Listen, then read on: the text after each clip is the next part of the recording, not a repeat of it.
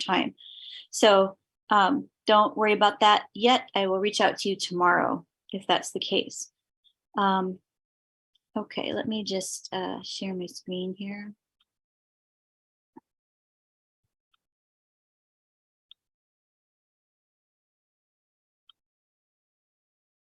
Alrighty, so no, stop. All right, so the living room project. This is the sort of grading breakdown that I have for the living room. 100 points total. The marker rendering would be both together would be worth 50, and the expressive drawings worth 50. The marker rendering should be in good proportion and good perspective. That means you should have an understanding of linear perspective as well as atmospheric. So what's out your window and what's at the back should fade out and not be too bold.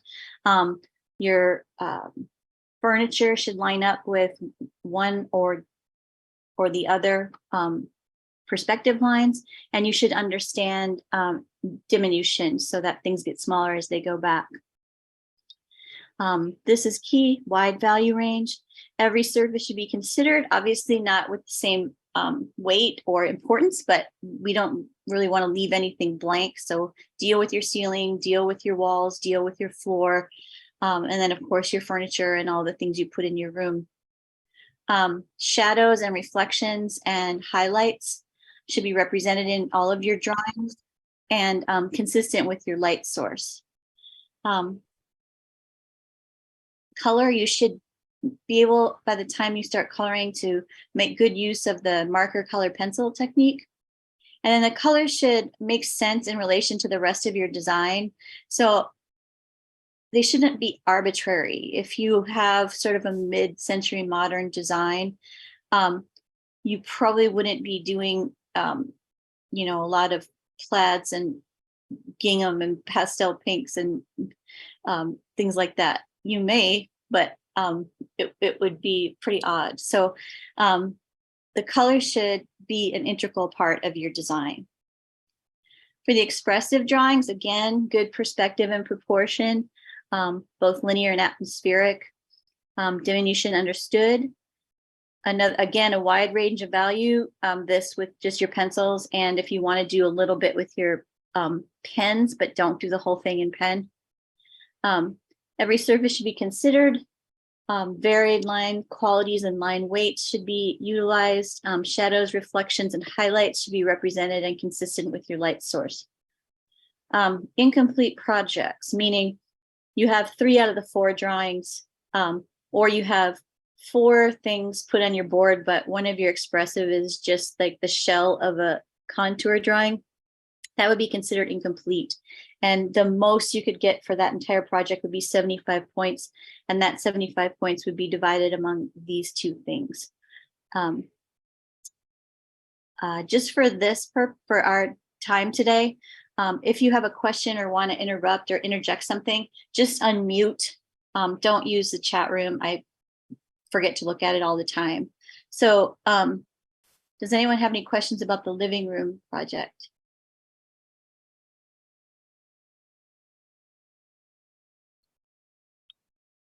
Okay, the living room project is due Monday, the 24th at the beginning of class. That's a week from this next Monday.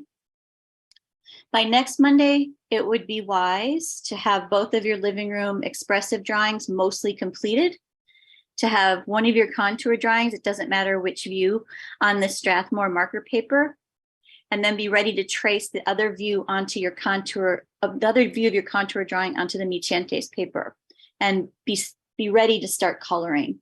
That would be your best bet, because once you get into the coloring, it's going to take you longer than you think and a little more practice than you think. So you don't want to be leaving that to the last minute, because that ends up in some kind of ugly designs.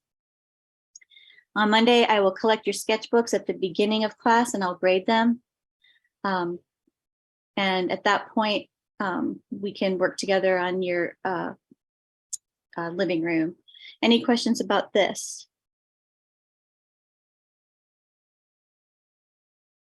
Okay. So I will tell you right now that we are using people are using lots of colors. I mean, not lots, but several different colors on their demos.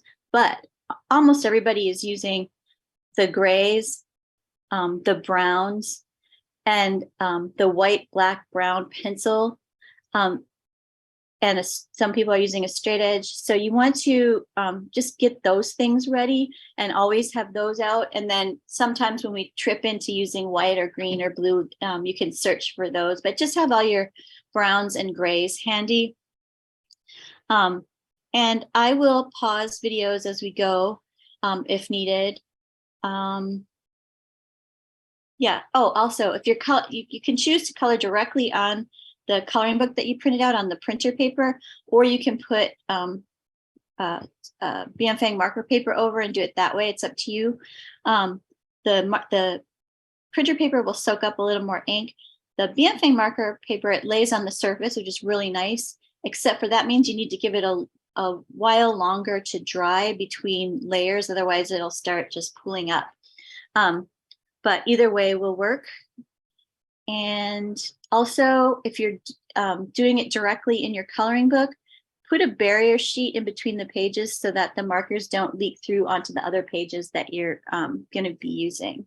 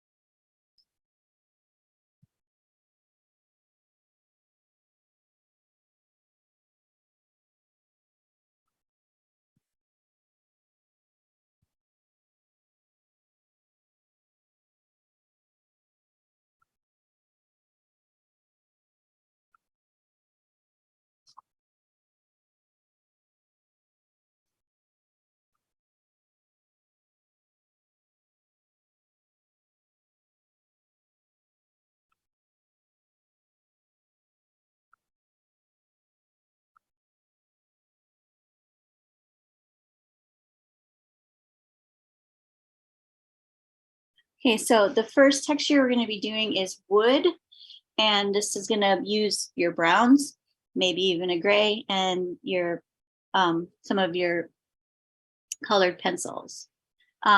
This morning I was having trouble when I put it into full screen. For some reason, it was flipping it to pause. So I'm just going to try and make it as big as I can so that I don't have to, so we don't have to worry about that. So let me, it won't be full screen exactly. Is it the dark brown or the light brown? Or like she'll tell you. Okay. All right.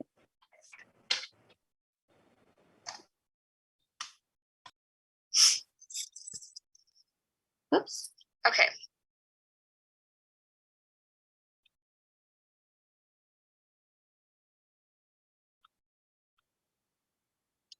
Okay, so here's her, guess there's no pencils. Dark brown, dark umber, and light umber.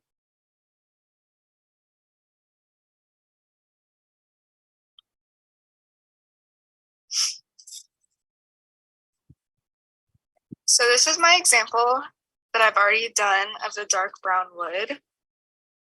And so to start off, you're going to take your light umber and you're just going to coat the whole table with this color. And you're going to start with just doing one layer. Leslie, yeah, the video isn't playing. Okay, let's see. Or at least we can't see it, we can hear it. What is happening today? Huh. All righty.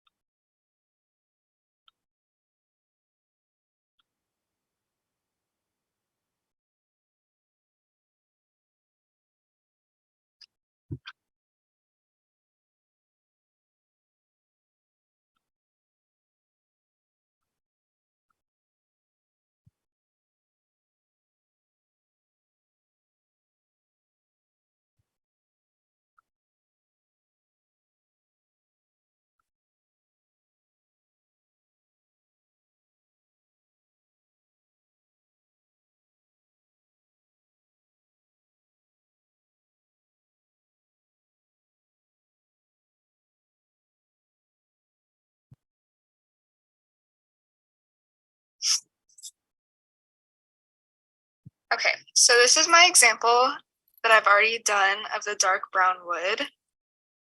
And so to start off, you're gonna take your light umber and you're just gonna coat. Can you see this?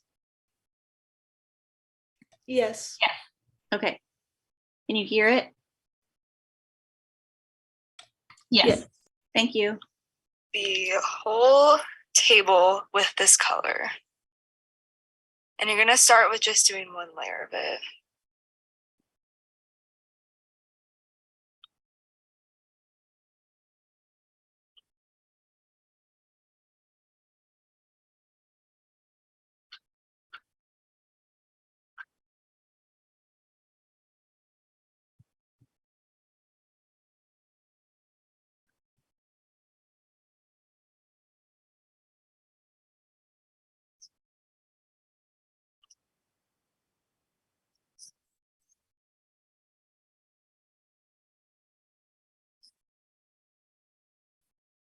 Then you're gonna do the same thing for the bottom little rectangle area.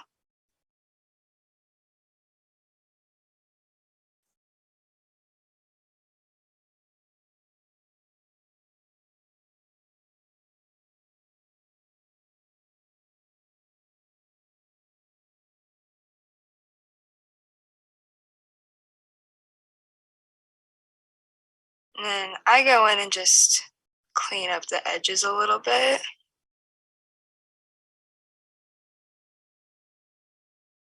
And then you're gonna let that dry for just a second.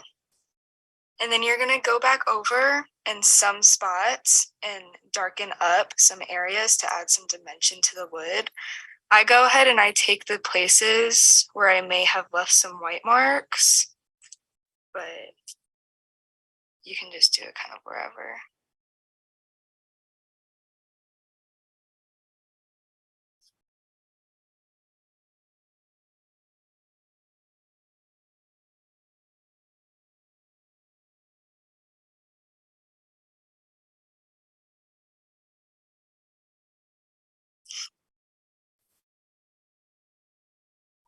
All right.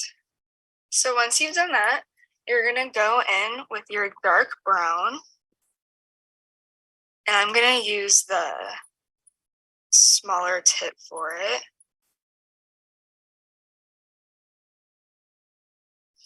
And we're gonna start to add the wood design to it. So you can really do whatever kind of squiggle you want, but I'm gonna go in and kind of do this mountain shape. And then you're gonna go in this, I'm gonna add a little extra lump here because right here, I'm gonna add one of those little circle things that goes in wood. And then you're just gonna keep following that shape up. You don't want it exact, but somewhat similar to it.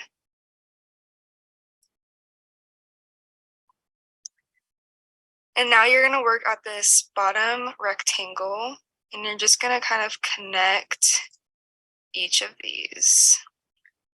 And for this, you kind of wanna make a little circle and then I go at the bottom of it and attach it to the other side.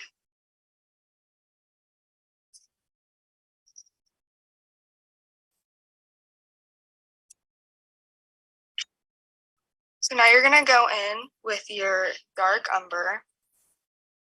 I'm again going in with a smaller tip for it. And I'm just gonna trace those lines I just did, but I'm not gonna trace them perfectly. Like they're just kind of overlapping.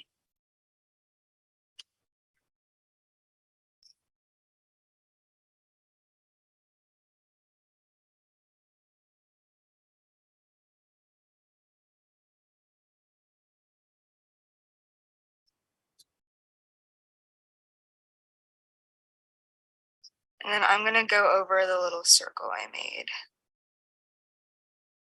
just to make it darker.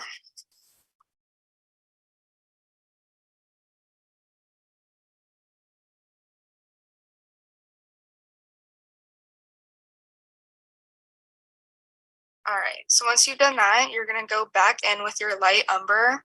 I'm using the brush tip, and I'm again gonna go over all of that. And basically this just blends it all together and makes the lines not so harsh.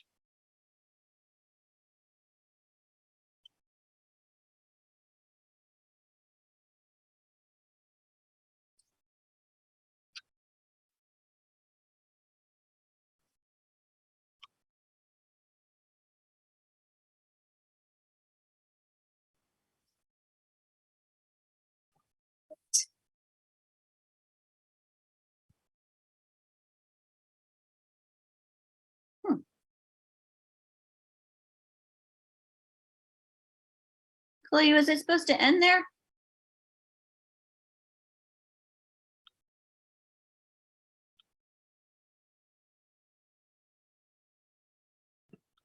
That was it. It's just like Okay. a weird ending. Okay. As long as it's not technical difficulties, which have been happening all day. Alrighty.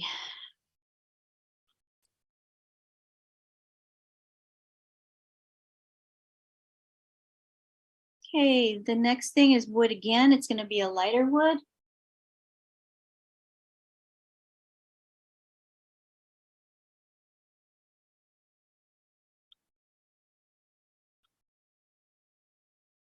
Hello, today I'm going to be showing you how to render light blonde wood using Winsor and Newton markers. However, if you do have Prismacolors, I have the swatches right here for you.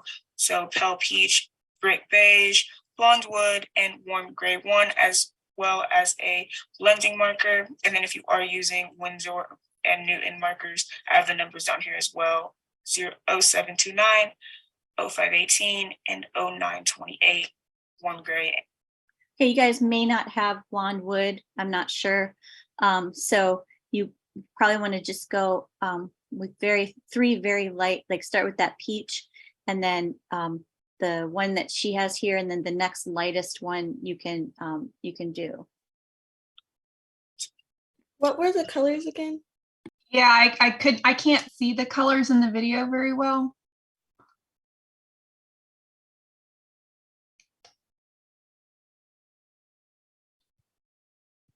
Pale peach, brick beige, blonde wood. I'm not sure you have those. I don't know if they come in your kit or not.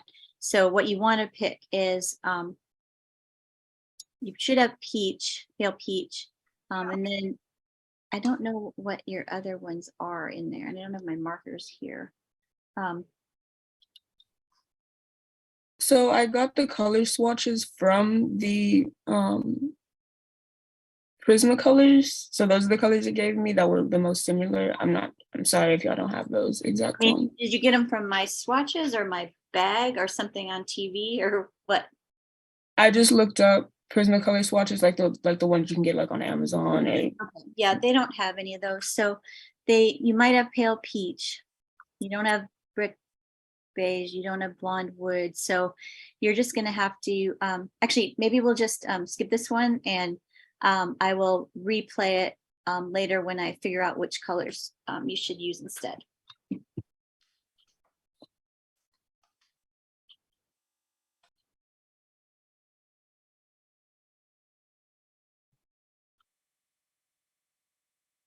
Okay, now we're going to be doing the stone, natural stone.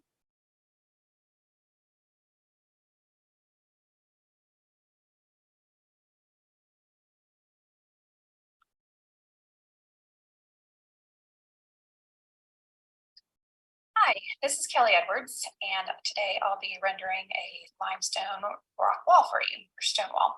The items you're going to need for this rendering are a micron pen, number 1, Prismacolor Warm Gray 10, 30, and 50. Let's get started.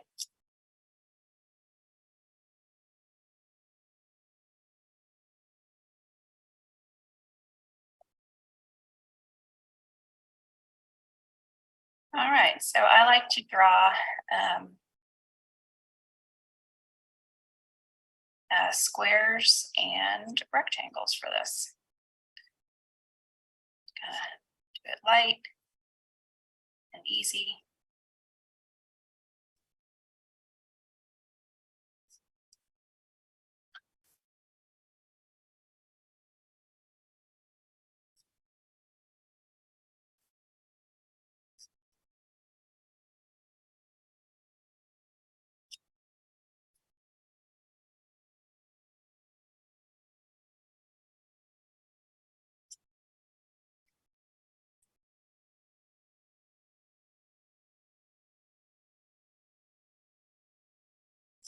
And since I'm doing a stone wall, it takes a little more time.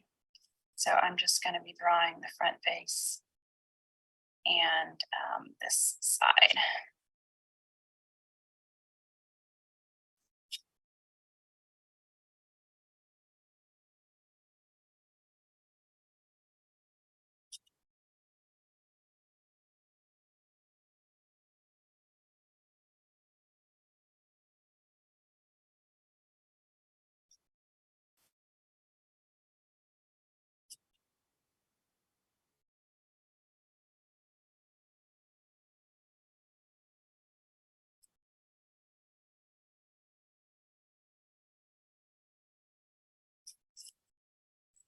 All right, now we're going to grab the 10%.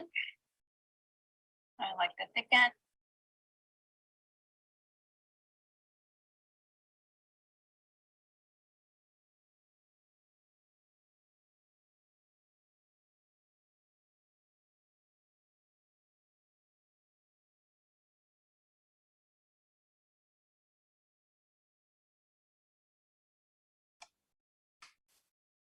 Leslie, are you able to click play on it? Yeah, I was just letting them pause for a sec while they're Oh, drawing. okay. Sorry. That's okay.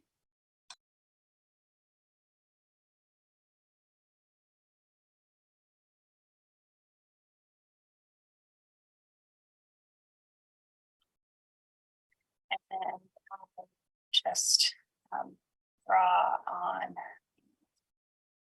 the step.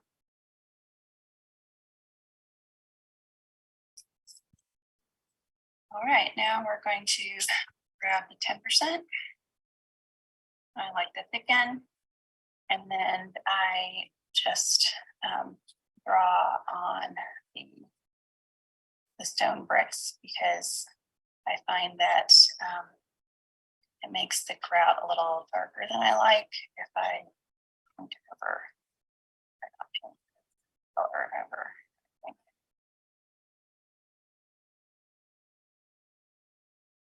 Then we're going to grab our 50% for the grout. And just outline where grout's supposed to be.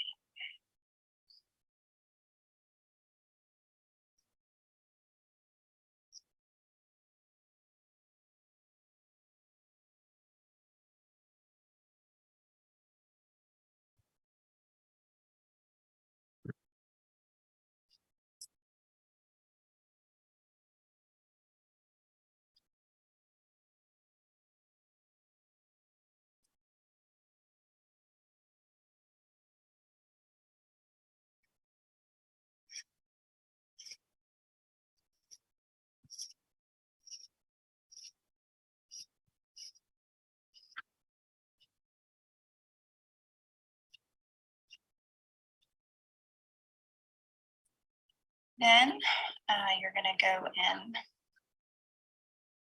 with your 30%, right?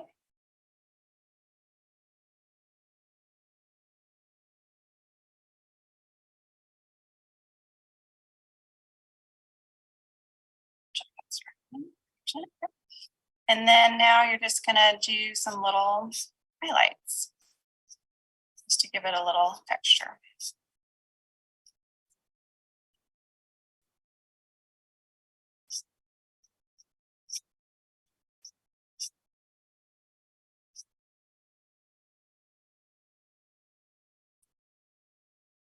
All right, that's it. This was Kelly Edwards doing a rock wall rendering in limestone. And this is your final and then your partial work. Thank you. Great.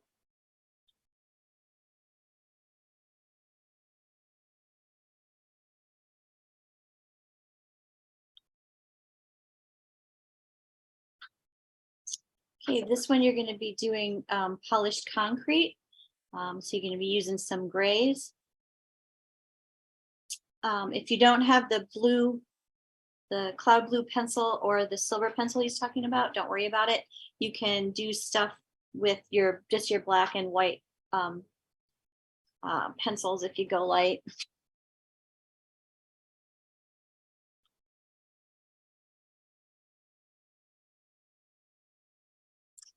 Hey everyone, I'm Will Hensel, and today I'm going to be rendering polished concrete with Prismacolor markers and colored pencils.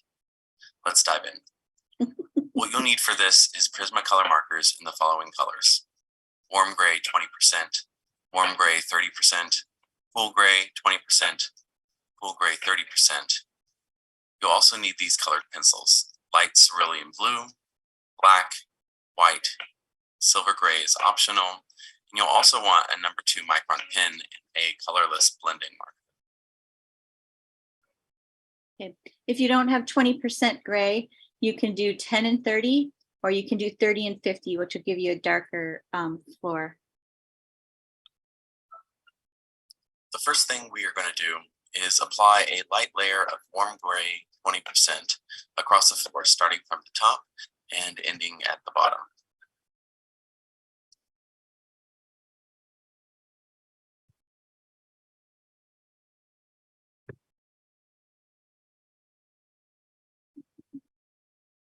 Be careful around the edges of the stairs. Then include the stairs.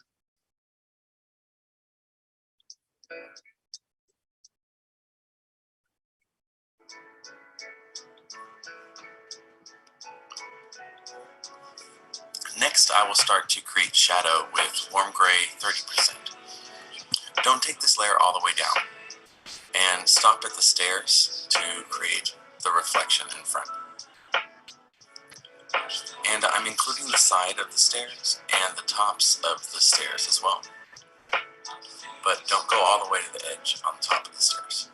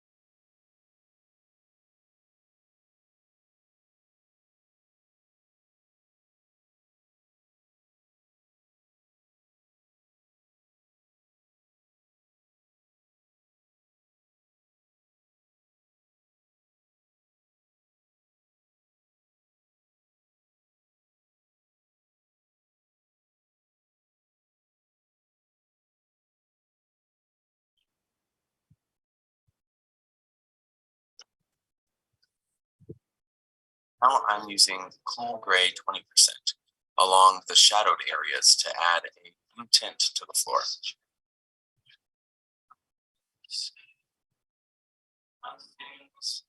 I also add it to the dark side of the stairs and a little bit on top of the stairs.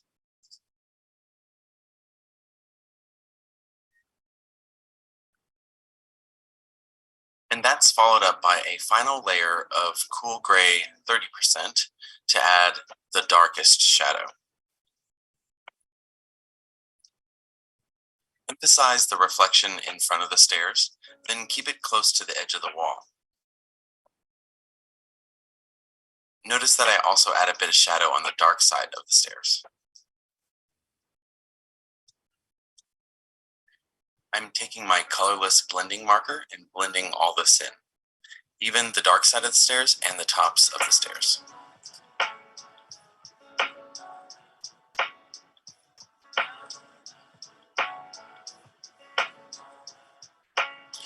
Now to simulate a glossy look on this floor, I'm going to use my light cerulean blue colored pencil to create little squiggle markings around the floor and stairs, angling towards the direction of the light source.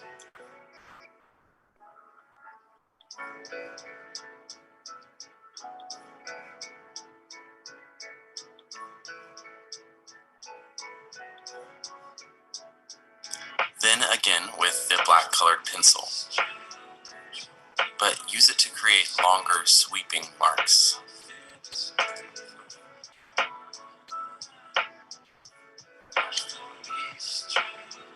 Next, I'm taking my number 2 micron pen and creating pock marks around the floor. Kind of on top of the blue markings, but also everywhere. You get it. Concrete is very porous, and this will give it that look.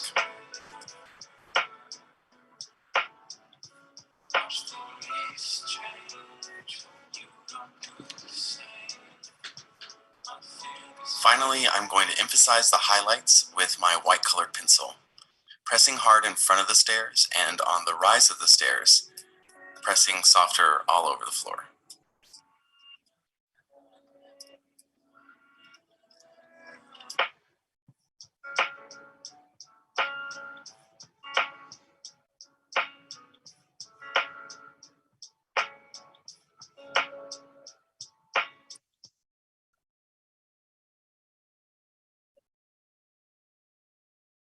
If you have a silver gray colored pencil, you can also highlight with that as well.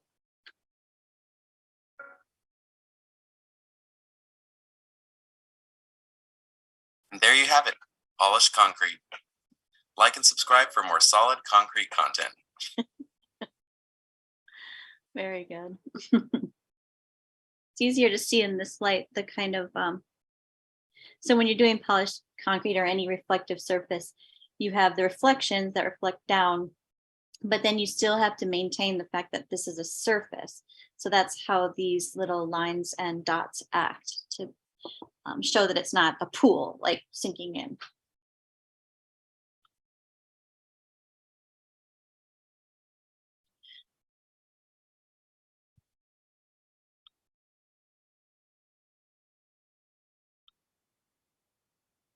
Okay, so our next adventure is drawing a tree.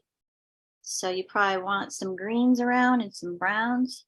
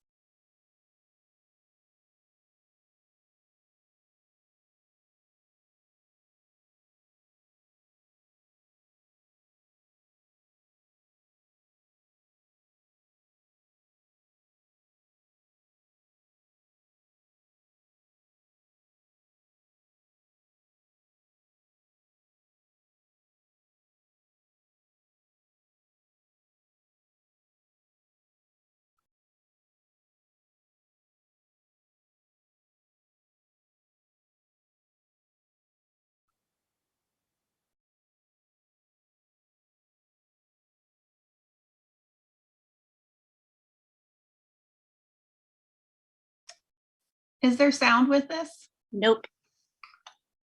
Oh, So she's just doing a trunk that can be, doesn't have to be exactly like hers.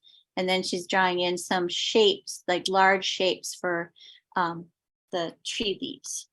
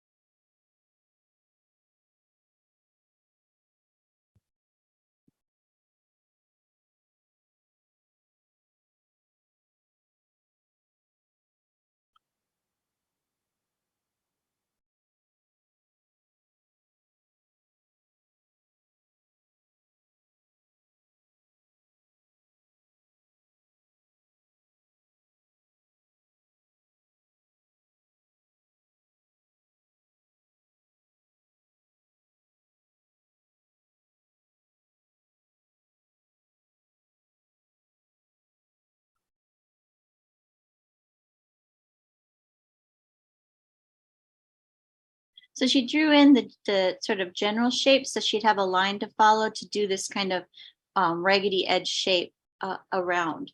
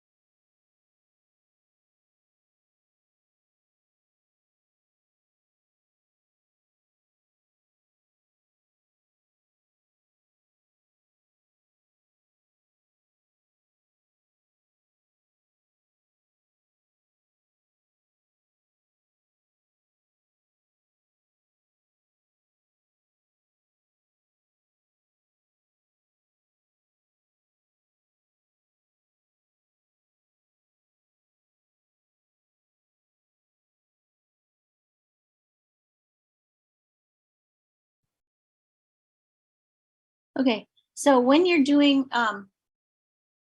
the trunk, when you're going to, if you're doing trees on your thing, use marker down first. Don't just put colored pencil down straight on the paper. That should be used for details, and also it gets to be a little rough, particularly when you're on the Nichiente's paper.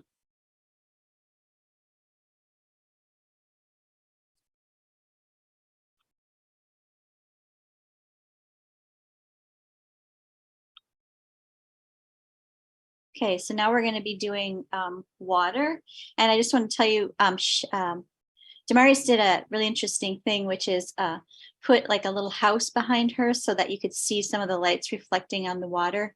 That's pretty cool. So be patient with having to draw that out. You don't have to do a ton of detail in the little house. Just represent it there so you can know why the reflections are coming.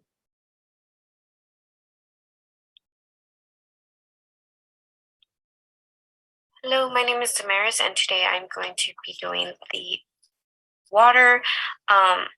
So the first thing that I am starting with is my square. I am going to outline it.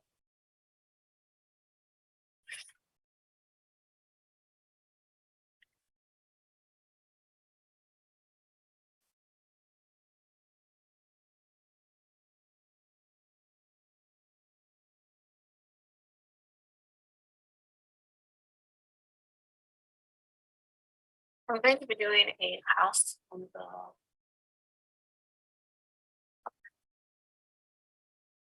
This is the phone.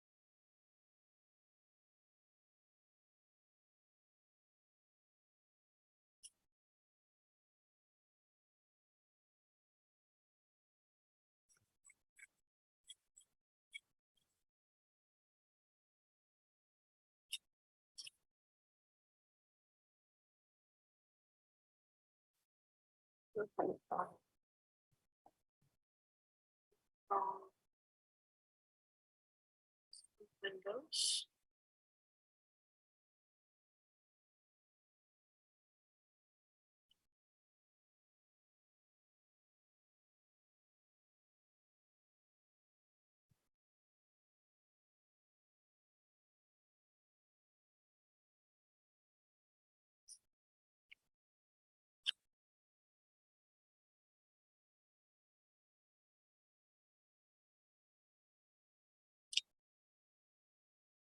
Okay, so however you can represent this little house, you could just put, you know, 2 rectangles and then some little rectangles in here as just a marker for it if you don't want to draw that little house out.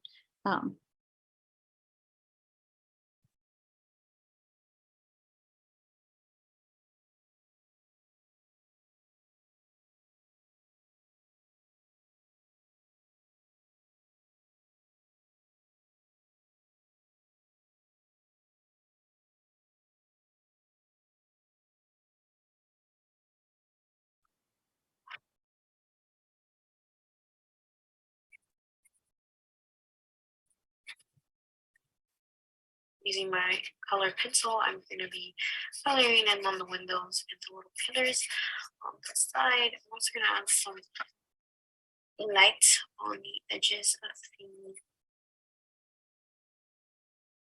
house.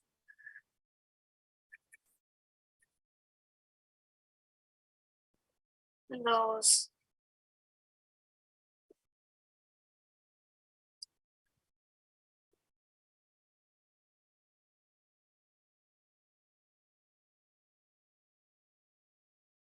My blue gray Okay, for this one, you could use like a cool gray 30 or your light cerulean blue.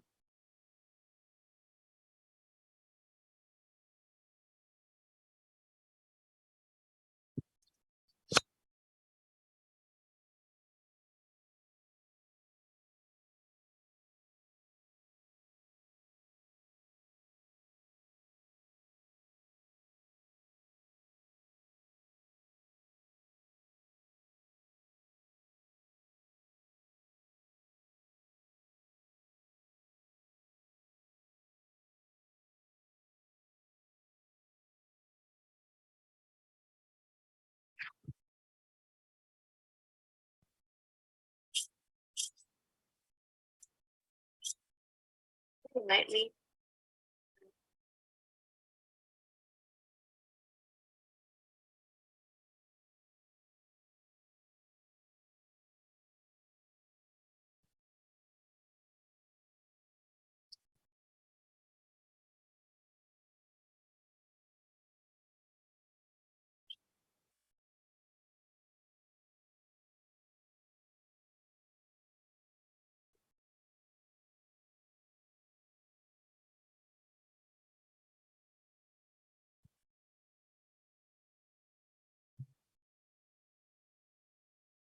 With some white spaces in the middle. I'm also going to use a color pencil. I'm going to like blend in corners. House. By this one, I've already colored over the yellows, so I'm just adding a little more yellow for the reflection of the light. Just bold because and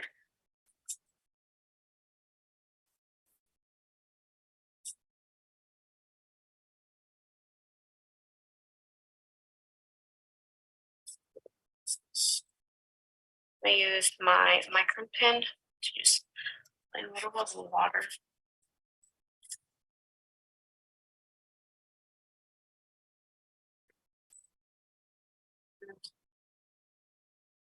Starting my little waves, kind of visible waves. I'm also going to add a little bit of white, which was suggested.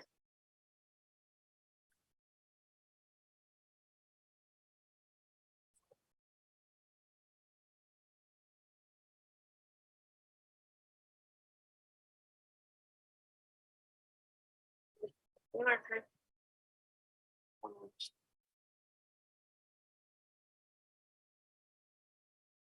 I'm gonna my color pencil.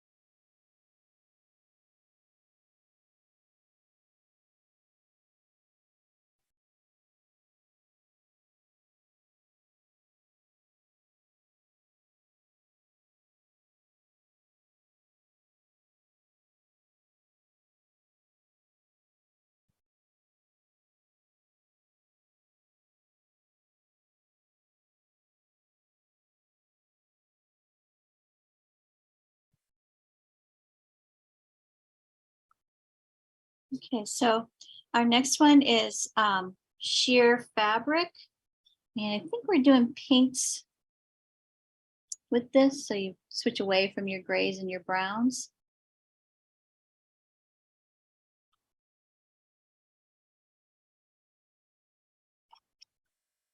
Hi, my name's Savannah, and I'm going to show you how to do sheer fabric. You're going to need Deco Pink, number 133, Magenta, number 7, and Blush Pink, number 10. You will also need a white pencil, color pencil. So first, I'm going to start with Deco Pink. I'm going to just kind of start coloring all over it. I do like one swipe and then I go on the very edge of that last swipe. And then I go again, so it kind of gets darker to where the swatches meet. And I'm trying to stay with these lines that are right here. So I'm just gonna leave this very corner right here white. This white.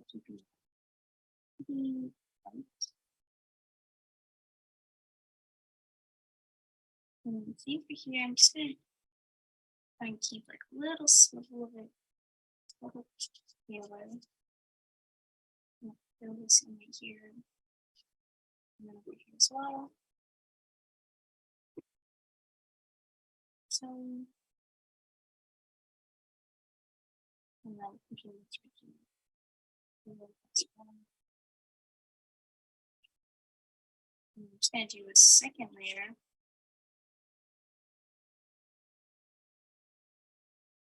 Okay. And I'm just gonna do this like a couple times to build the color a bit.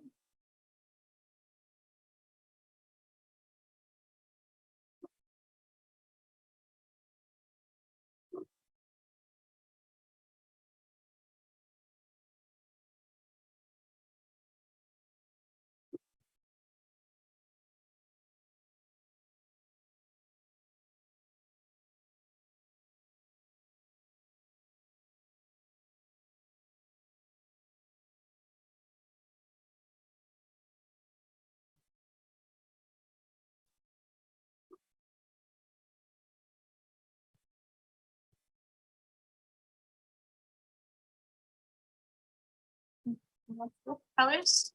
I'm going to go to Blush Pink now. And it's kind of almost doing the same thing, but I'm just gonna kind of go like where the colors had met, where it was like a little bit more opaque, where I had swatched and where those colors would be. That's what I'm doing. Just kind of going and do that. Kind of following it up. And then over here, because it kind of overlaps this fabric, I think it should be dark. So I'm just gonna kind of make it more cute here. And then same thing for this right here. It's like two scenes. So, and then down here, we just flip it up.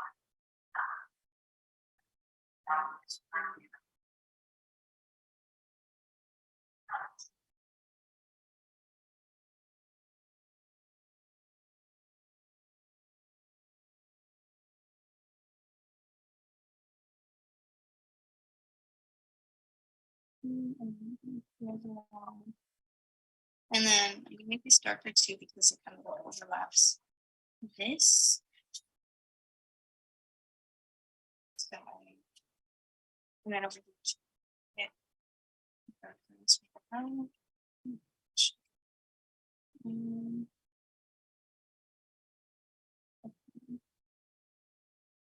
and then I'm just gonna go over these. And more. Okay. And then I'm gonna go back to that goes I'm sneezing.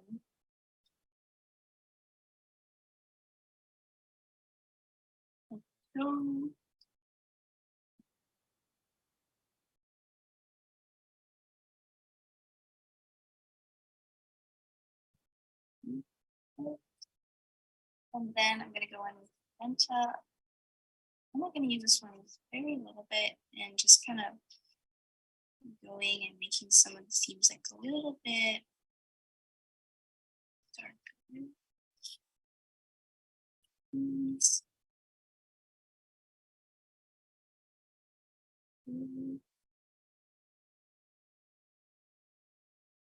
This one here as well.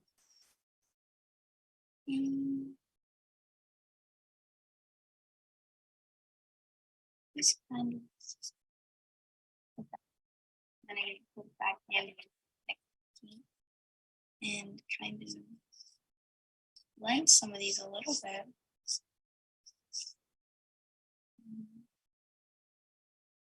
Yeah. Oh, I'm gonna go in actually with back to the flush pink and kind of like over here, make it like a little bit. Where like the seams kind of I guess. It's pretty fun. And then I'm gonna switch back to Magenta and kind of do that again a little bit. Lots of videos that I seen they were doing this. So it seems right. Okay. Yes. Now I'm gonna switch to my white color pencil and I'm going to just kind of like highlight, kind of add to the highlighting, I guess. That's what you would call it. In certain areas that are a little brighter, kind of making them brighter. And yeah, I'm gonna go just taking a little bit of the deco, but trying to use that maybe too light. But okay, so that is sheer fabric. Thank you for watching. That was good.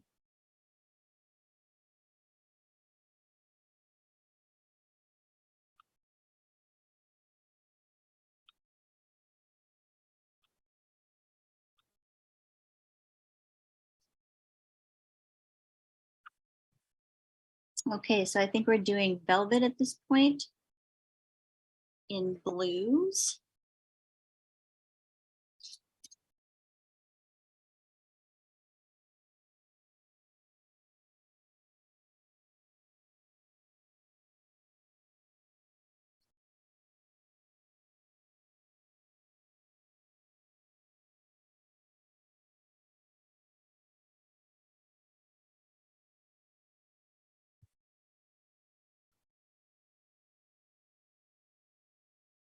Hey guys, my name is Zoe White and I'll be showing y'all how to draw velvet. This is my image that y'all can use for example, and the colors you'll be needing are light cerulean blue, which I'll be calling light blue, indigo blue, true blue, and a black pin.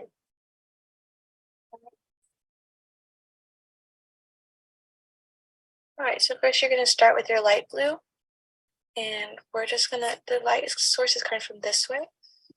So just so we can remember, I'm just going to draw in that shadow.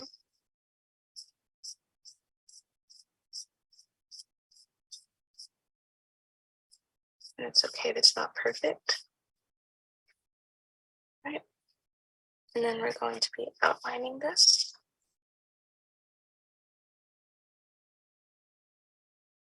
And again, we're still with that light blue.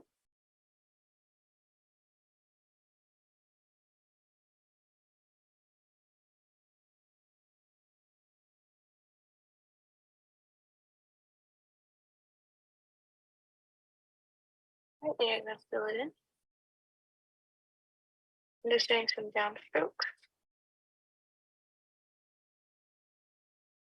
And then this one I'm going side to side. And side to side still. Just like that. Then you're gonna go in with your true blue. And you're just gonna fill that all in.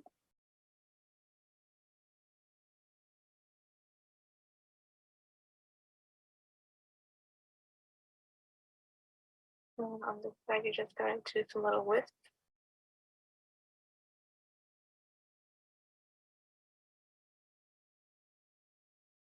And I'm just going to do it. Strips here and there.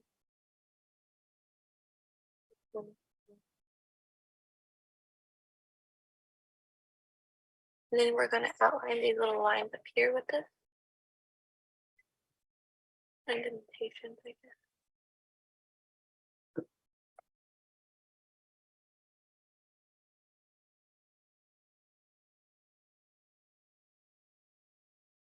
And we're just gonna go in this way. So this is velvet, so you want it to look really smooth. So I'm going to be doing circular motions, just random things just to make sure that it's nice and smooth looking.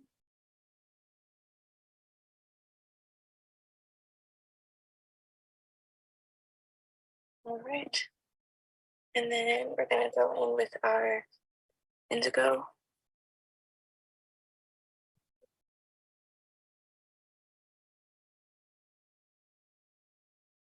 I'm going to outline this real quick. Light little mark. Want it to be bottom heavy. Nice and dark down there.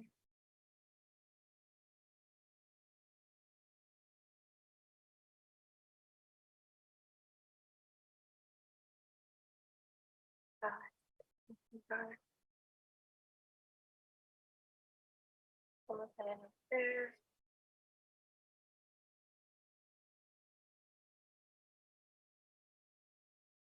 We're also going to outline up here. And then those dots. Those dots right there. Little wispy dot up here. Okay, and then you're going to take your light blue and kind of just mix everything in a little bit. I'm running out of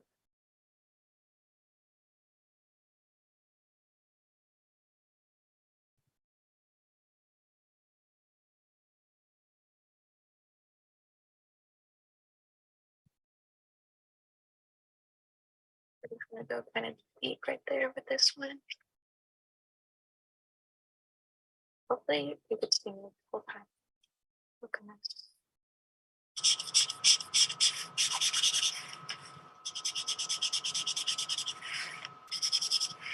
And I'm just gonna shade a little more up here, make it a little darker, not too much.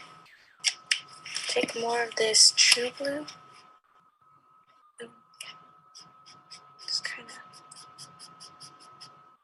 mix that in a little bit.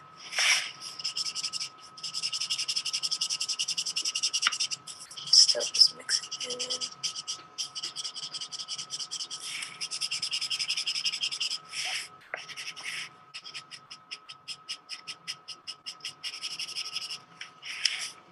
A little bit of this up here.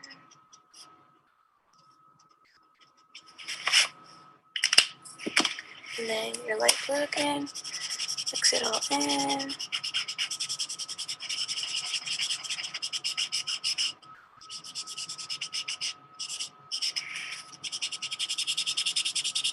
Mixing it in still.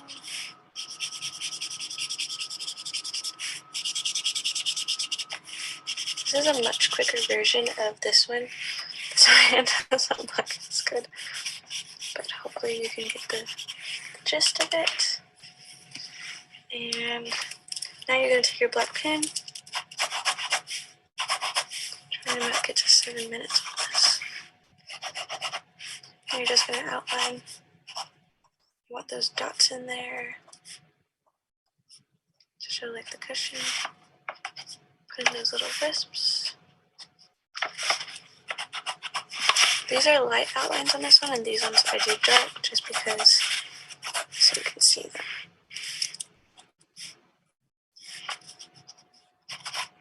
And yeah.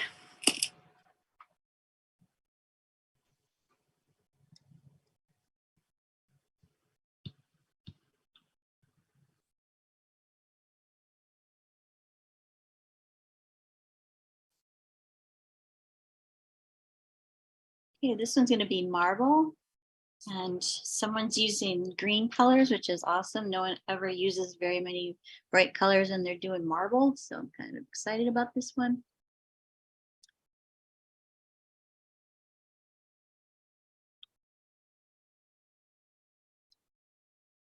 Hello, my name is Cameron Womack, and today I will be demonstrating how to do a marble surface texture.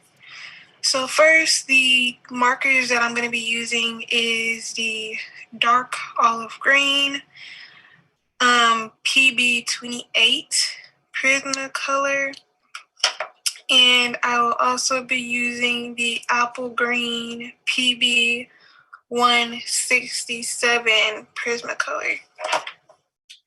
And then for the color pencils, I will be using the olive green PC 911 Prismacolor. And then I will also be using the white Prismacolor as well. So Whatever dark green color you have, you can use that. If you don't have the olive, you might have just dark green or green. That'd work fine. first thing that you're going to want to do is get your olive green Prismacolor and you're going to, don't press too hard so and you're going to just make some lines simply like that. And however you want them, make sure they're not straight completely and they have maybe just a little texture, nothing too crazy, just like that. I'm gonna add like another one here,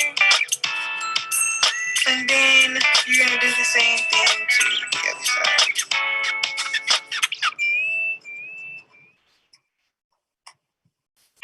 Just like that. And then with the same color pencil, you're gonna make very lightly thin lines, just like this. Very light so they can have very little texture, but you don't want to make them straight. You want to have that. You want to make sure that they have some humps in them. Don't do too many, but just enough, just like that.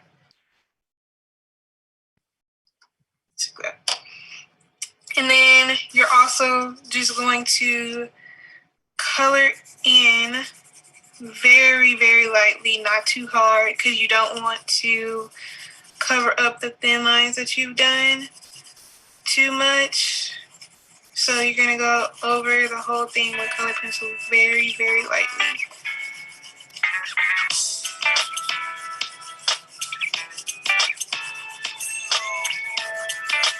Just like that. And then you're going to grab your white Prismacolor and kind of hard, but not too hard. You're going to go over your entire block with this color pencil. Just like this. So it can, you see how it blends very well. That's how you want it to look. And this is just going to add that texture to it. You want to, don't press too hard, but hard enough to where you can tell that it's blending everything together. Okay, now you are going to grab your Prismacolor Apple Green BP 167, and with this side of the marker, you're just very lightly gonna go around the S with this marker.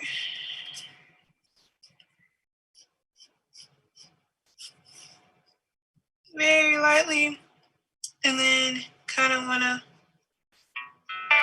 go like this. And if you get any streaks or anything like that, like something like this, you could just blend it in with your finger, because with the colored pencil on top, it kind of gives it, or it takes a longer time for it to dry. So be careful with that.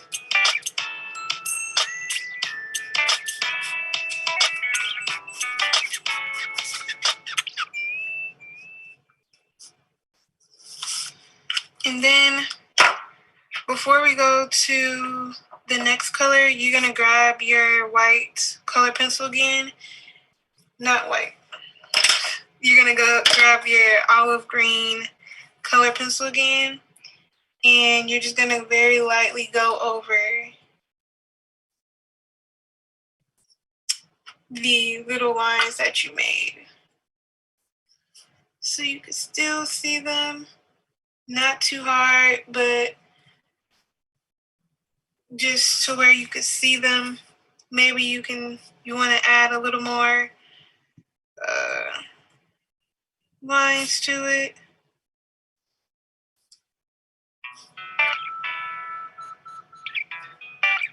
Just like that. And then you're gonna grab your dark olive green Prisma marker,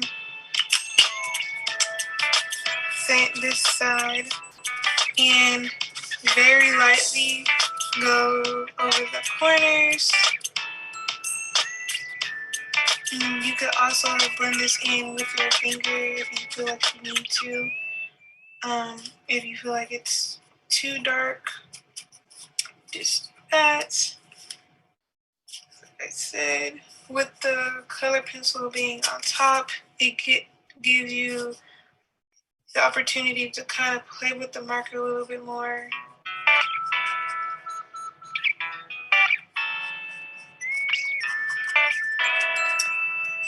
if you want to just a little more brushes to it around the edges, and just blend it in with your finger just like that.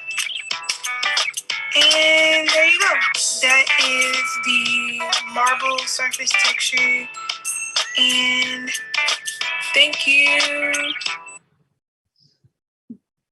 Alrighty, so that looked great. I would say that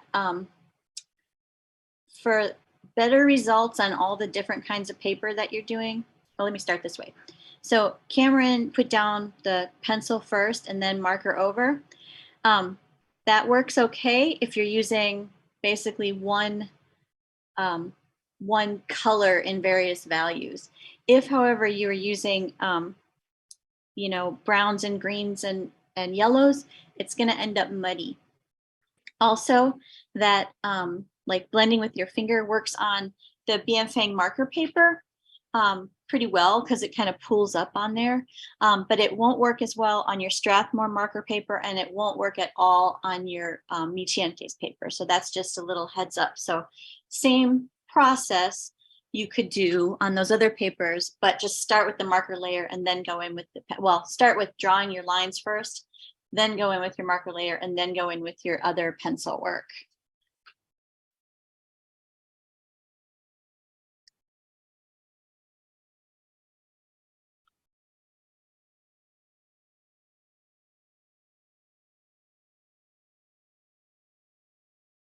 Okay, we're going to do chrome now. And so that's going to be mostly your grays, probably a black pen and a black and white pencil.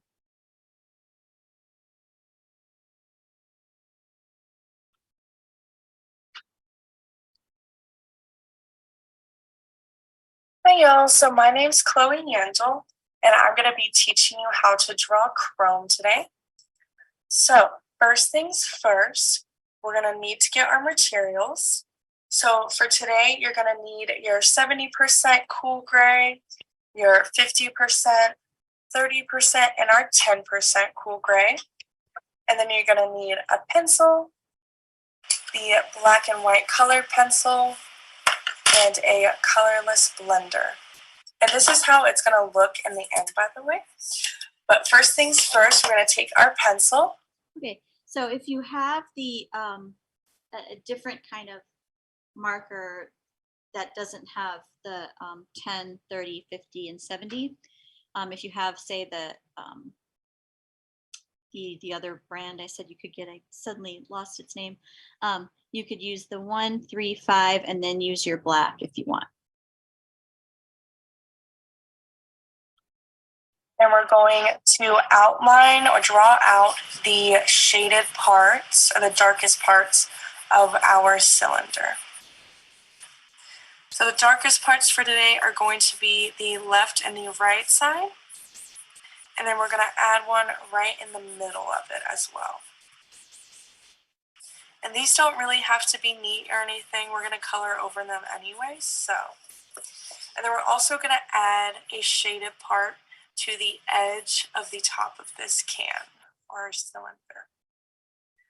So first we're going to grab our 70% cool gray.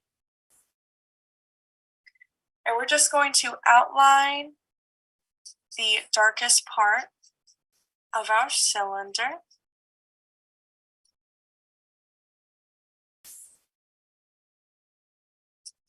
And we're going to also fill it in as well.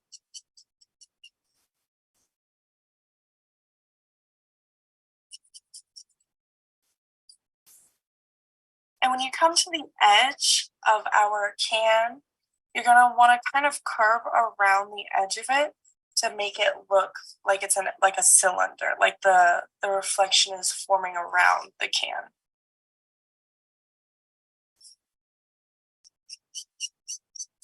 And go to our left side and fill in that one as well.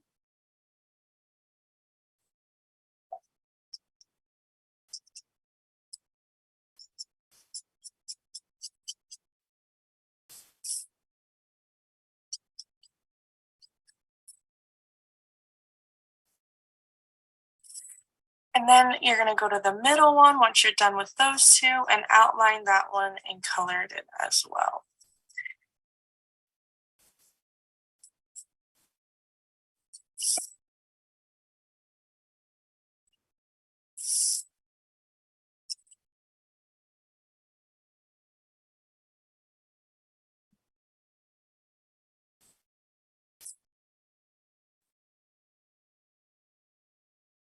And then once you're done with that, we're going to go to the edge of our can at the top. And we're just going to color in that area as well.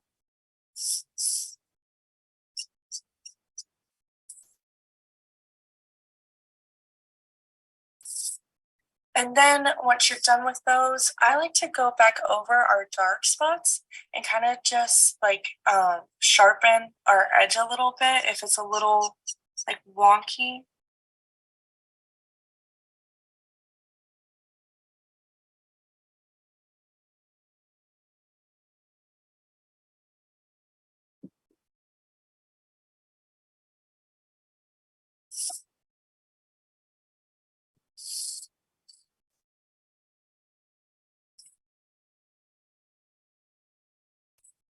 All right, and then once you're done with that one, you're gonna grab your 50% cool gray and you're just going to outline the darkest part of our can.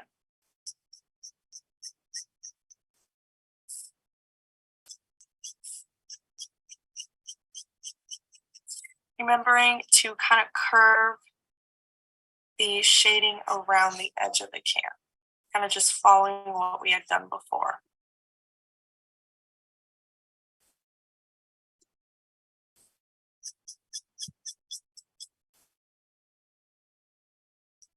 Again, if your edges are just a little bit wonky, just going right back over those and making sure to sharpen those up.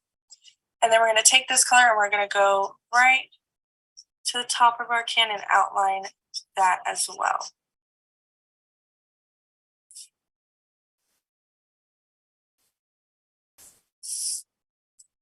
And then we're going to grab our 30% cool gray and we're just going to do the same thing we did with our 50%.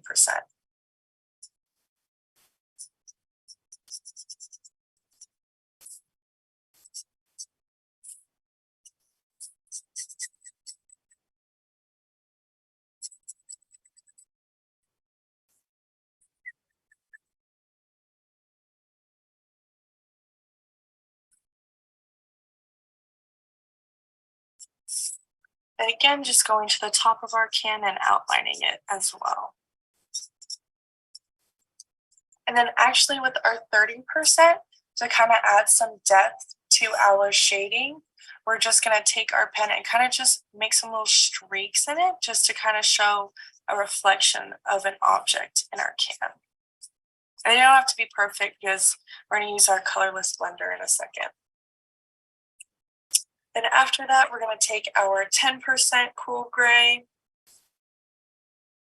and we're just going to do the same thing that we just did to our 30% and our 50%.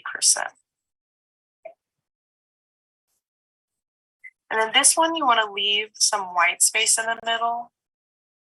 And at the top, we're actually going to fill in this white space.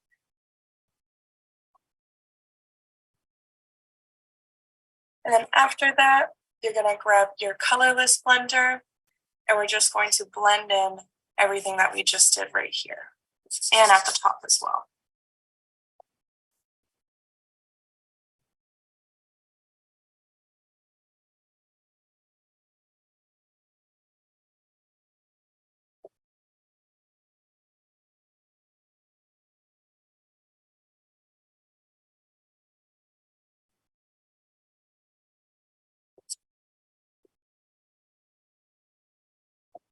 And go to the top and blend that out as well. And then once you're done with that, we're gonna grab. If you weren't able to get a colorless blender, you could just use your 10% gray and avoid the white spaces that were left and blend all the other stuff in with that if you don't have a colorless blender. Our black colored pencil, and we're just going to sharpen out the edges of our darkest shading on the edge.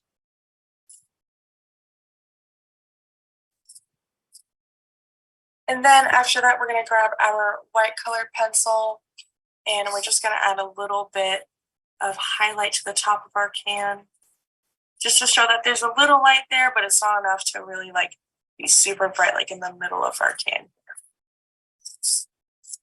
And after that, you are all done. Thank you for watching.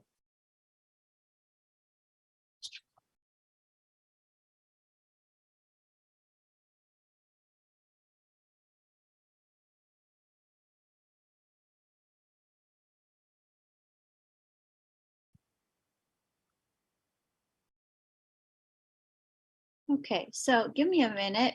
I'm gonna switch formats here.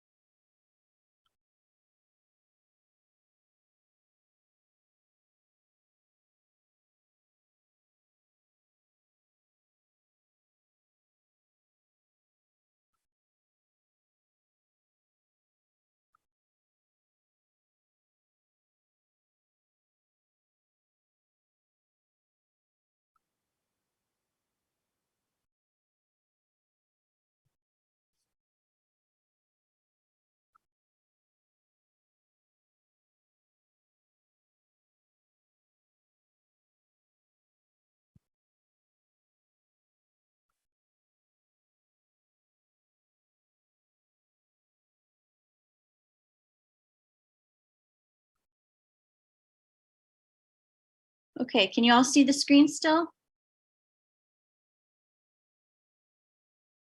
Yes. Okay. Okay, so now we're doing fur, and you're going to be using your brown markers, some of them, and your white and black and brown colored pencils.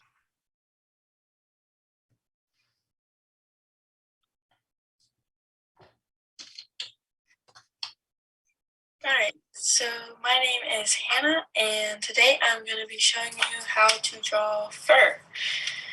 I have the light umber and the dark umber and the Prismacolor markers, and then I'm also going to be using the black, brown, and white Prismacolor colored pencils. So first I'm gonna go in with the light umber and I'm just gonna go in with the highlight. Just kind of get in there.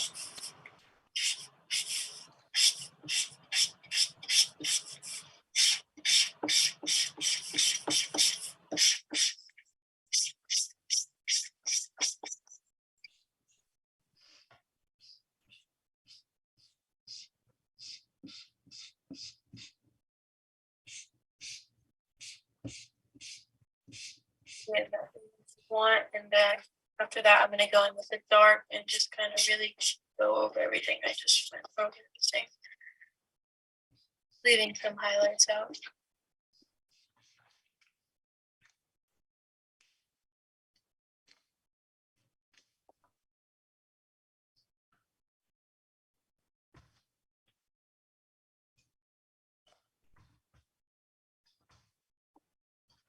With this drag, just want to point out in this video, it's a really good example of Hannah's doing very loose, choppy marks in here, and yet her finished product is going to be smooth. So these markers are forgiving in a lot of ways, and you don't have to, be super, cautious with them. a little bit, but since we don't have much time, we're gonna go in with the white Prismacolor color pencil and start defining the fur. We're just gonna make little stroke marks all throughout. You want to make sure that they're curved lines and not just straight lines.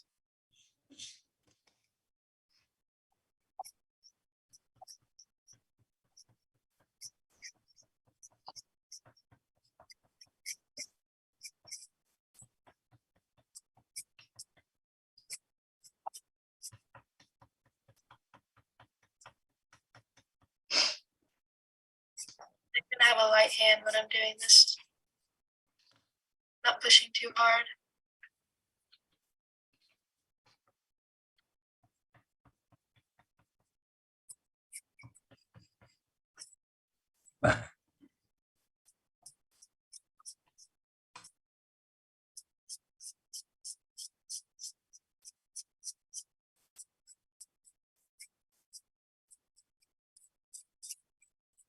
We're gonna fill the whole thing.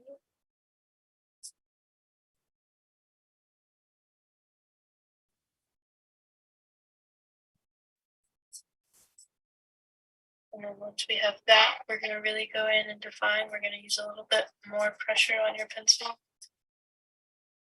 Just go back in.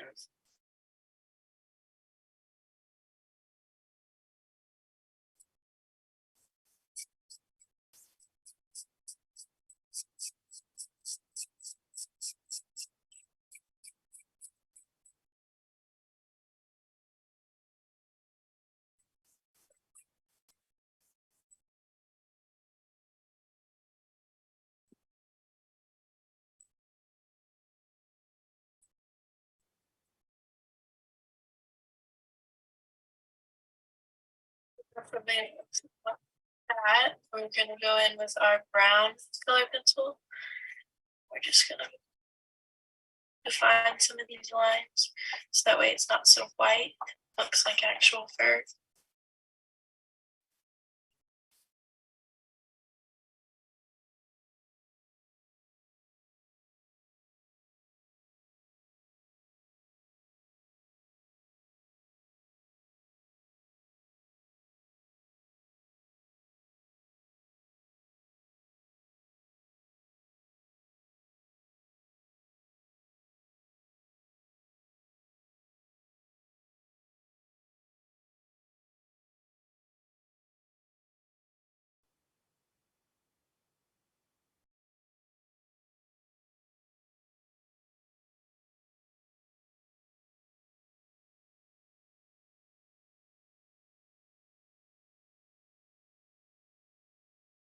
And it's like that.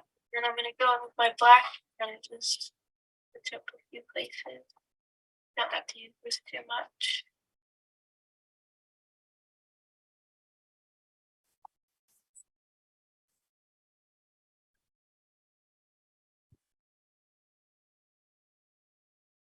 one I'm doing here is called a linear fur.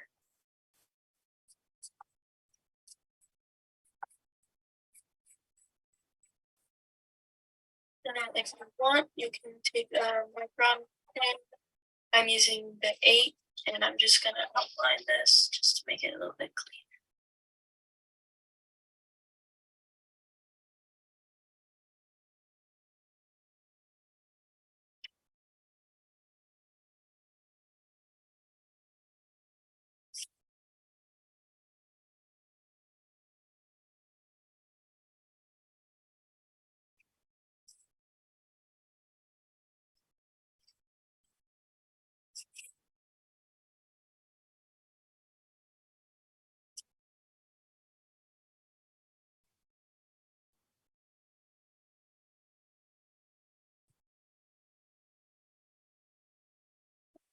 Here's my fur book. Thanks for watching.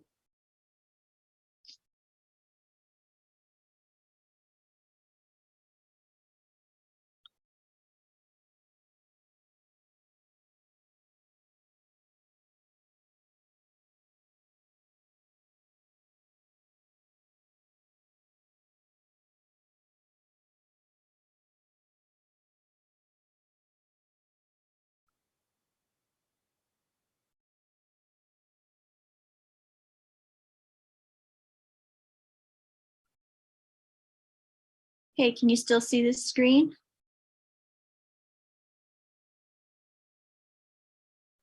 Yes. Thank you. All right, we're gonna do brick. And she wrote up here the different, I'll start it and then pause it so you can. Hi, I'm Galia, and I'm going to be showing you how to render a brick. So here's her material. So pen, ruler, brown colored pencil, 10% warm gray, light tan, sienna brown, and dark brown.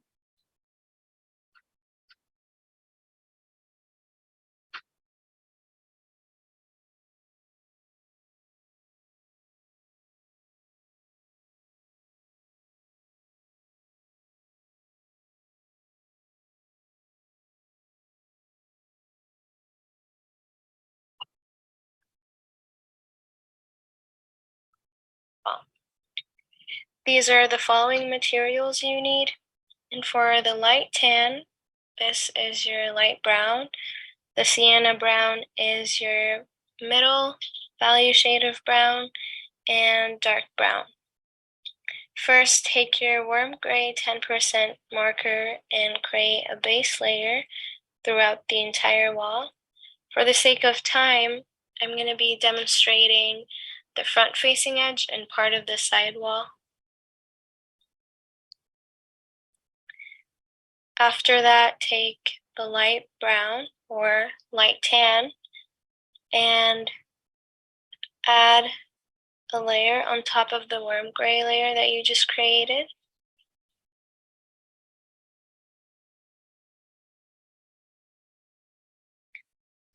And then take your ruler and brown colored pencil.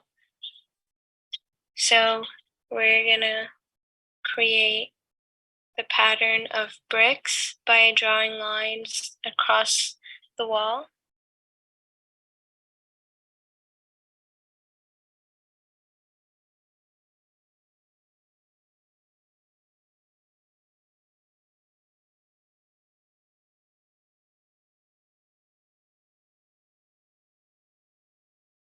For the side wall, you should draw a line all across the wall.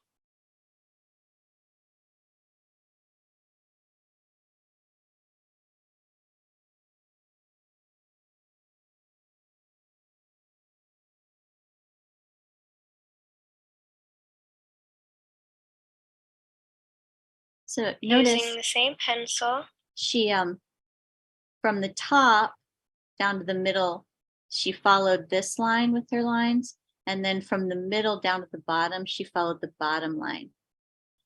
It's slight, but it's because it's in 2-point perspective. draw 2 parallel lines. So this will create variation between each brick. And you'll have a repetitive pattern in every other row of bricks.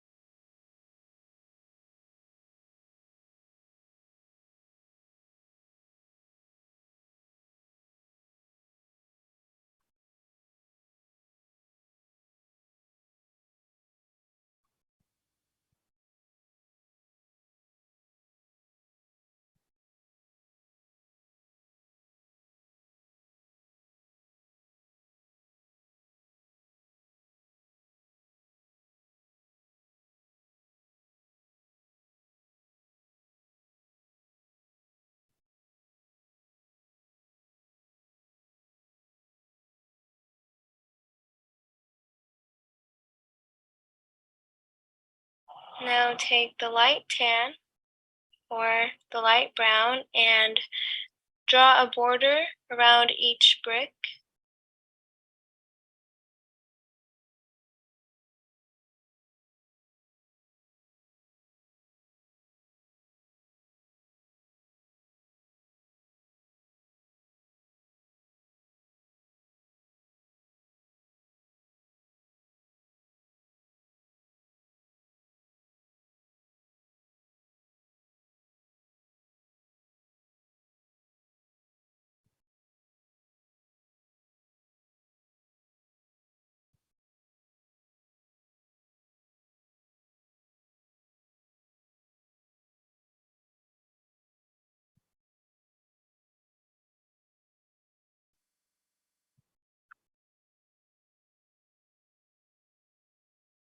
To create shadows, take the dark brown and draw a half border for each brick where it's opposite from the light source.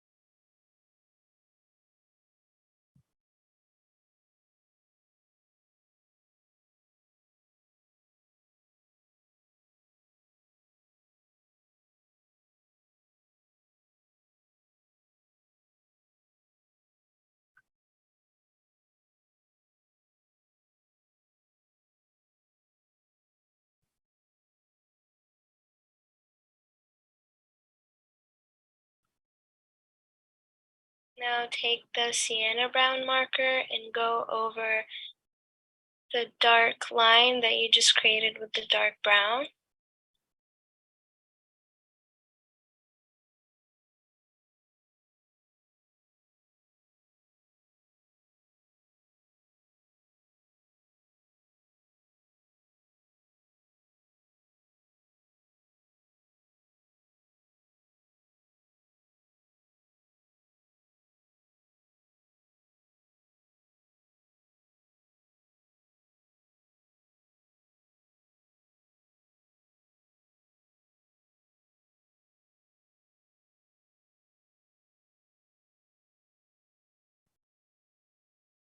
And now using sienna brown again, create an overall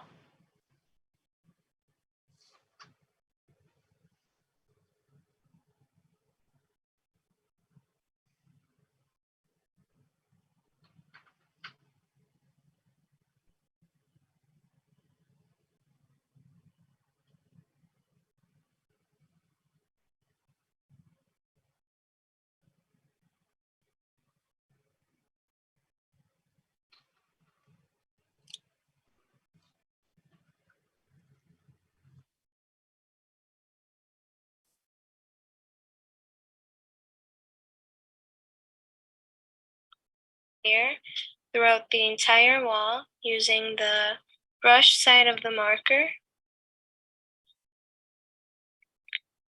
And take your brown colored pencil and fill in those gaps that you have between each brick.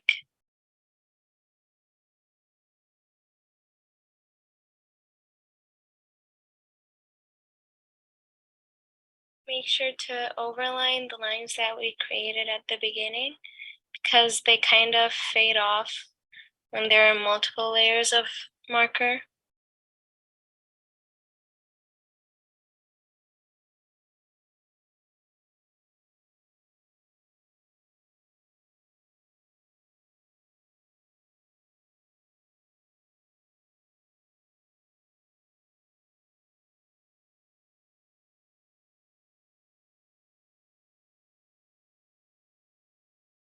And with the same colored pencil, slightly shade over the entire wall so you can have that brick texture to it.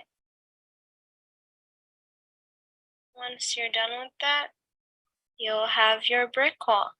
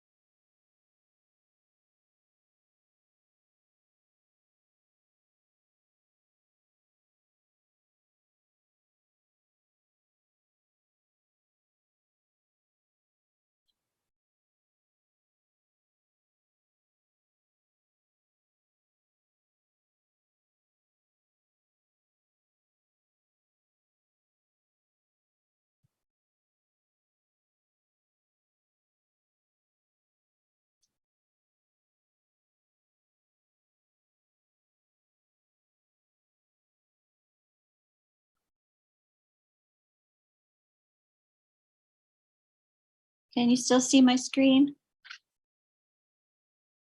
Yes. Alrighty, this is leather. You're gonna need a lot of your browns, probably some grays and stuff too. So I'm gonna let's.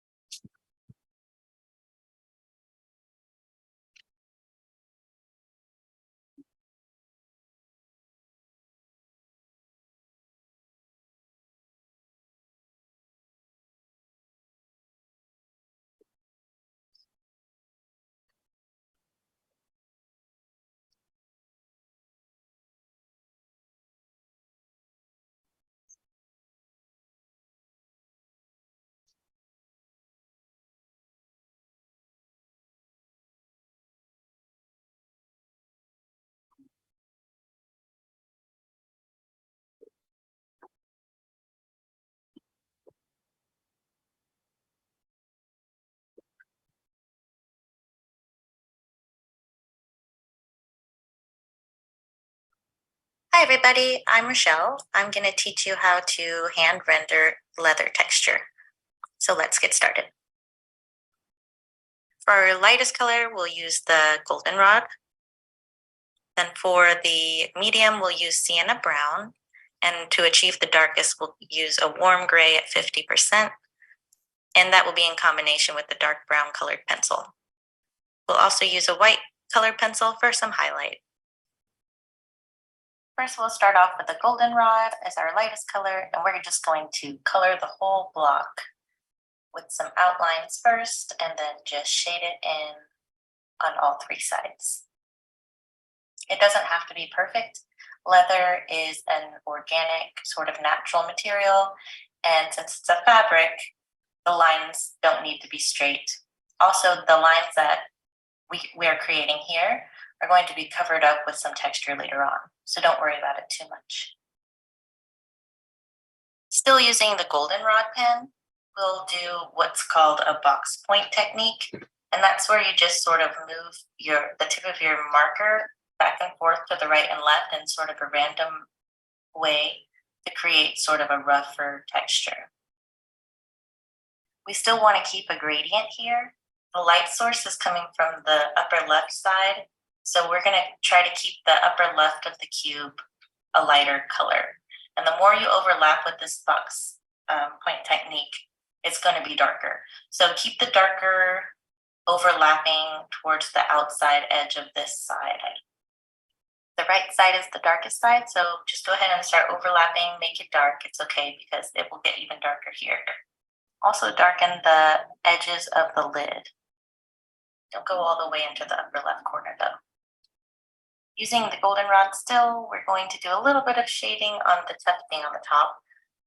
The back of the little ottoman is going to have more shadow and the front is going to have less shadow. Go ahead and grab the sienna brown and do a little bit of outlining on the bottom. And then we're going to use a feathering technique where you put the whole chisel tip onto the paper, but as you move left, you're going to lift it off the paper. This is going to create a seamless transition for the shadowing. On the right side, since it's the darkest shadow, just go ahead and color it all in. I went ahead and did a little bit more of the box point technique here just to keep with the texture. I'm going to move on to the left side as well. I'll keep that box point technique to the lower right corner of that side. Let's just darken the lid a little bit and then again feather off and taper off the shading for this side.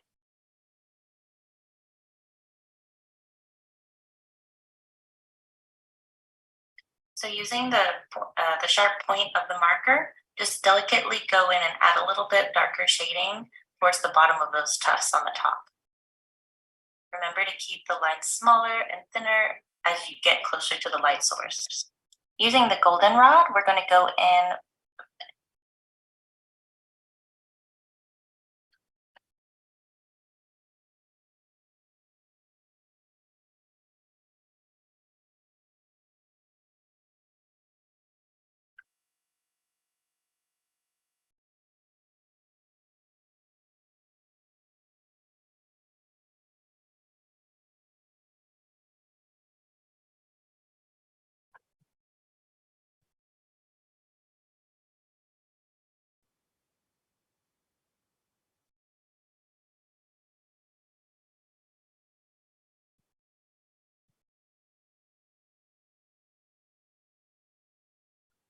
kind of start blending the shading into the light part.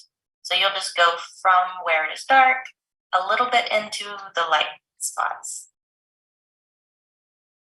This part is not necessary. I just went in and sort of used a different sort of technique to make it a little darker here.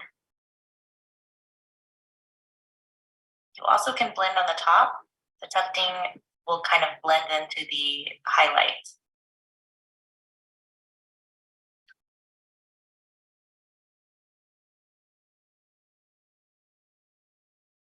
You can add some more shadows and don't forget about the feet. I just colored in with the dark sienna brown here. Using the dark brown pencil, we're going to add a little bit of lines on the seams of the leather. This is where it kind of folds over the shape of the ottoman. Go darker on the bottom as well as under the lid on the right side. Be more gentle with the pencil pressure when you approach the light source. As you can see here, I sort of lift my pencil off of the paper when I'm getting towards the highlight. You can add a little bit more shading here on the top as well. I'll grab our 50% marker. And then on the corners of the dark side, using sort of a random motion,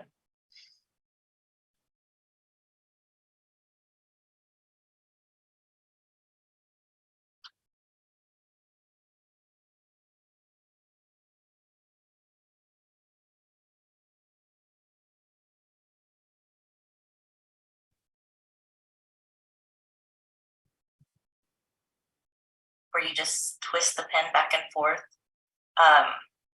Put some contrast in the corners of this plane and sort of make it lighter towards the middle. Make sure to go back and darken the lid sides to match. Add a little bit of shadow on the tufting. This is really starting to show some depth.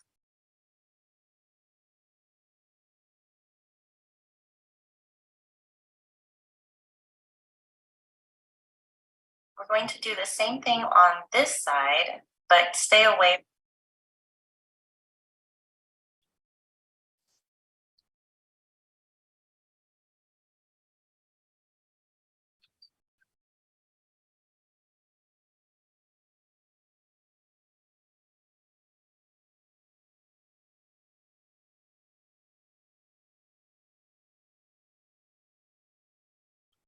From that lighter corner on the upper left. Going back in with the goldenrod, we will blend it again, just sort of move from the darker to the lighter. Now with the colored pencil, the dark brown, we're going to imitate that shading on the corners by putting more pressure on the pencil in the corners, but still kind of going over the whole plane with a lighter stroke just to get that sort of texture that leather has. Leather, it looks worn, and so that's the beauty of rendering leather. It doesn't have to be perfect. Some areas might be lighter than others.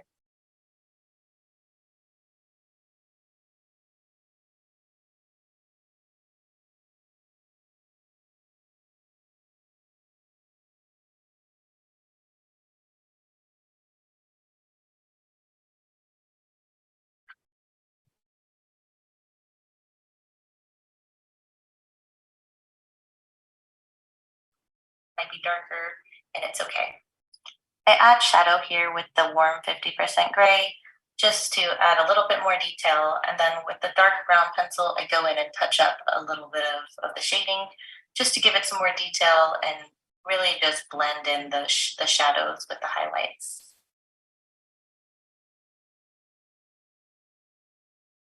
Here we'll grab our white colored pencil and start adding some highlights. From this corner, you're going to go down from the top of one side and then up from the bottom from the other side. That way there's still a seam in the middle. Basically, you'll alternate sides wherever you put a highlight. Here we're going to do something a little bit different. Turn the pencil onto the side and sort of make some lines in the leather. It's going to show us that the leather is a little bit wrinkled, and that's the highlights of the leather. On the shaded side, do the same thing, just a little lighter. On the tufting, you can go ahead and put a little bit more highlight on the front of the tufts. Make sure that the upper left corner is the brightest part of the ottoman. Now grab the dark brown pencil again, make sure it's very sharp, and just go underneath those highlights of the wrinkles to give it a little more depth. And go ahead and darken the feet a little more. And there you have it, a hand-rendered leather ottoman.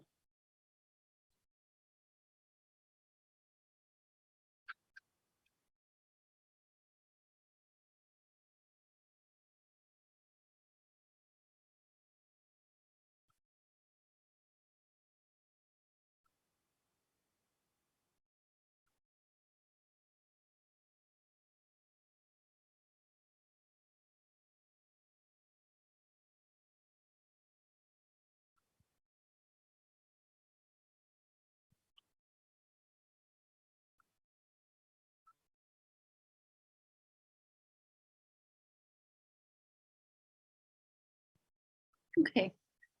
So we'll go back to Jacqueline's video with the blonde wood. And before I couldn't remember the different light colors in the pack you're supposed to have, but you could use light peach, cream, and light tan. It'll look a little different than hers, but that can still create sort of a blonde wood.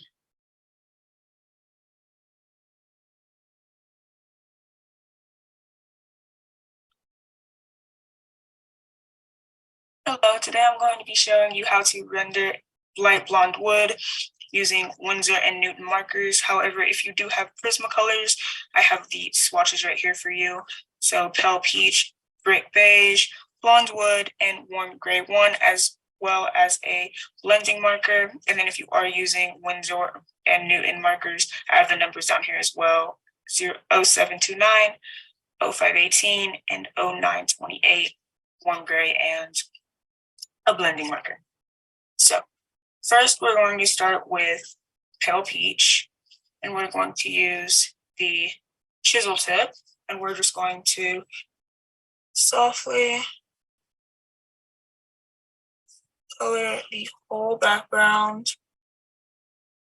If the lines overlap, that's okay because it is wood, so it'll make it look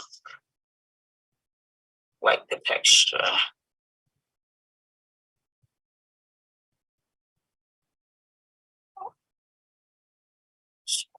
We can go over them. I think it's the one spot. Oh wow, I can't stand the lines.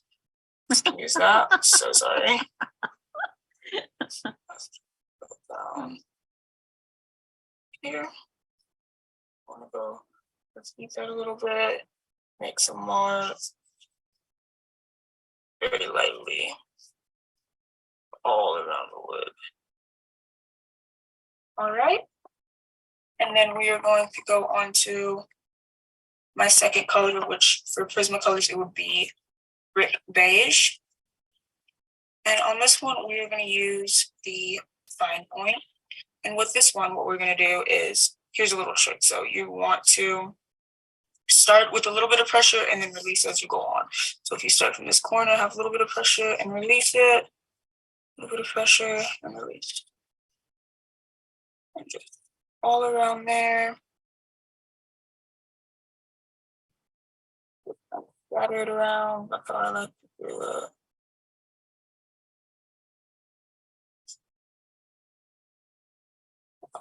it.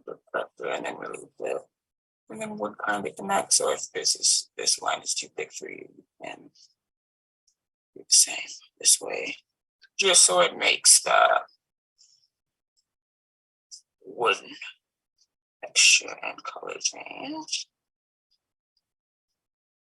Just kind of scatter the lines around. I don't know how to stand the lines. All right.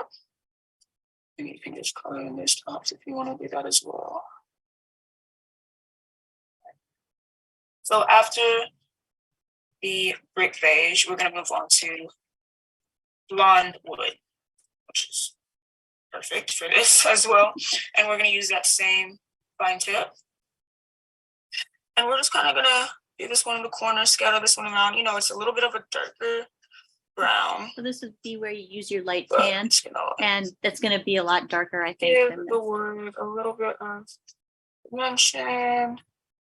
Shadings, I like to go in the corners like that, just to where the corners would meet, just to give it a darker. Oh. And then you can just scatter it around very lightly, very lightly. I am barely putting the marker to paper. And what this does is just add dimension, add a little bit of darker shadings. That's gonna fall, please don't. So yes, just a little bit. That might have been a little much, but it's okay. It still gives it the wood effect.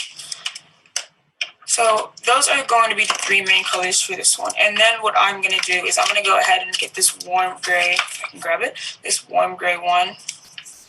Color we're just also going to scatter this one around too. And this is just to add a little bit of a lighter effect to it. Add a little bit of... You could do warm gray 10 for this if you have other markers. Just a little bit more color. Not too much, just to kind of fill in the blanks, the lighter areas, the lighter highlighted areas. I feel as though gray goes pretty nice with that. Oh. Just because just adds a little bit more. All right. So also you're gonna do that very lightly. You almost barely touch the paper, just to add a little bit more. These little white spots kill me, but I can't stand the line, so sorry about that. All right. Now those are the 4 main colors for light blonde wood, but we are going to go on to the blending marker now, or the blending marker, just to smooth out all the lines. Just going to go over You could do that with warm gray 10. all of the areas. Just spread it around a little bit. Definitely where 2 colors meet like this, where it's a little heavier.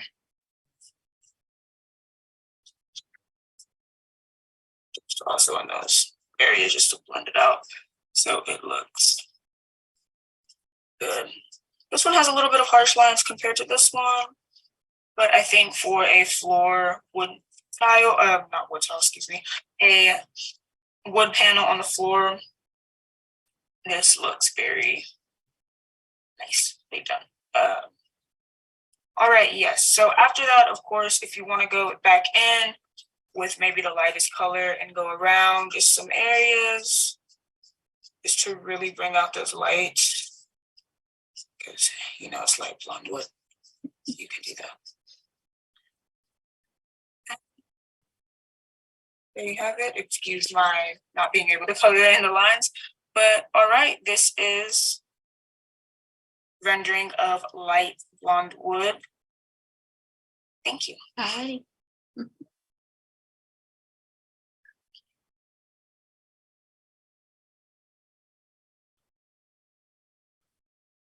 Alrighty. So that's it for our demos. Sorry we had to meet like this today.